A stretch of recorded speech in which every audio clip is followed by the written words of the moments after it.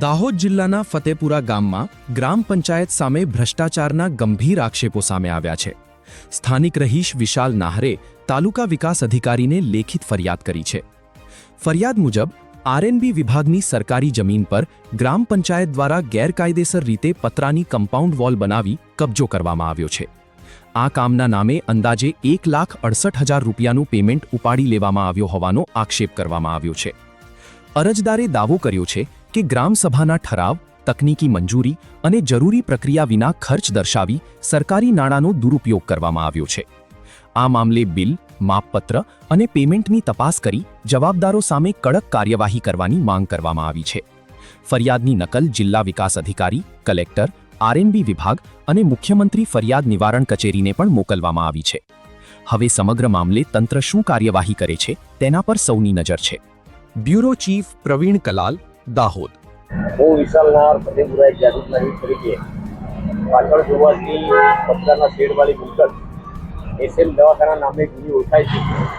આ પ્રોપર્ટી આરએનબીના નામે ઓળખાતી પ્રોપર્ટી છે। વર્ષો પહેલાં અહીંયા રેન બસેરો બનાવવામાં આવ્યો હતો। એ જર્જરિત હાલતમાં થવાથી એ રેન બસેરો પાડવા લાયક હતો અને પાડી દીધો, એનો કોઈ વાંધો નહીં।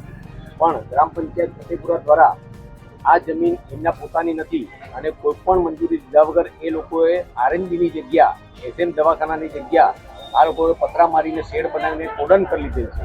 કોડન કરી એ બી વાંધો નથી, લોકો પબ્લિકે જે દુકાનો કરતા હતા એમને બહાર કાઢીને રસ્તા એના એ કર્યો છે। એ લોકોએ એના ભ્રષ્ટાચાર કરવા માટે, એમના પૈસા ખાવા માટે 1,68,000 રૂપિયાનું બિલ પાડ્યું છે।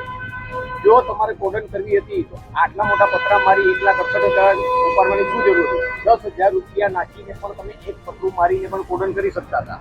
અને આ જમીન ગ્રામ પંચાયત ફતેપુરાની છે જ નથી અને ફતેપુરા ગામના પૈસા 1,68,000 રૂપિયા આ લોકો ઉપાડી ખાઈ ગયા છે। આ 1,68,000 રૂપિયા અમારા ગામના હતા, એ ફરી આ લોકો જોડેથી વસૂલ કરવામાં આવે અને તાત્કાલિક ધોરણે 249/1993ના પંચાયત ધારા મુજબ ગ્રામ પંચાયત સરપંચને સસ્પેન્ડ કરવામાં આવે। એમને ભ્રષ્ટાચાર આનામાં કર્યો છે।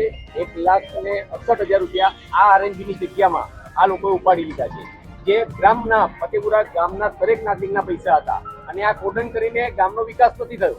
આ પતરા મારીને લોકો દબાણ અને આરએનબીની એસએમ દવાખાનાની અને રેન બસેરાના નામની આરએનબીની જગ્યા લોકો કોડન કરીને દબાણ કરી લીધું છે।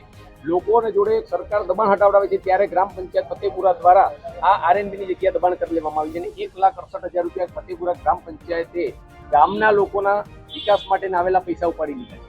તો તાત્કાલિક ધોરણે આમની તપાસ થવી જોઈએ, તાત્કાલિક બોડી ડિસ્કોલિફાઈડ કરો। જો જેના ઠરાવના અંદર થઈ છે તમામ સભ્યોને ડિસ્કોલિફાઈડ કરીને સસ્પેન્ડ કરો અને ગ્રામ કે સરપંચને તાત્કાલિક સસ્પેન્ડ કરવામાં આવે, એ મારી માંગણી છે। આગળ તમે આ બાબત પર કોઈને રજૂઆત કરી હતી? કોઈને રજૂઆત નહીં, હું આમની રાહ જોતો હતો। આ મારા જોડે પ્રૂફ છે। આ એસએમ દવાખાનામાં કાર્યપાલિક ઇજનેરે એમને મંજૂરી આપેલી હતી 2018ના અંદર। જો કાર્યપાલિક ઇજનેરની જગ્યા નથી તેમના જોડે મંજૂરી લેવાની શું હતી? 206, 207 અને 208 નામની આકરણી આજે આ ફતેપુરા ગ્રામ પંચાયતની આકરણી છે, એ એસએમ દવાખાના નામના બોલે છે। આ એસએમ દવાખાનાની નામની પ્રોપર્ટી છે, તો ગ્રામ પંચાયત ફતેપુરાએ કેમ આને કોડન કરીને દબાવી લીધી અને 1,68,000 રૂપિયા કેમ ઉપાડી લેવામાં આવે છે?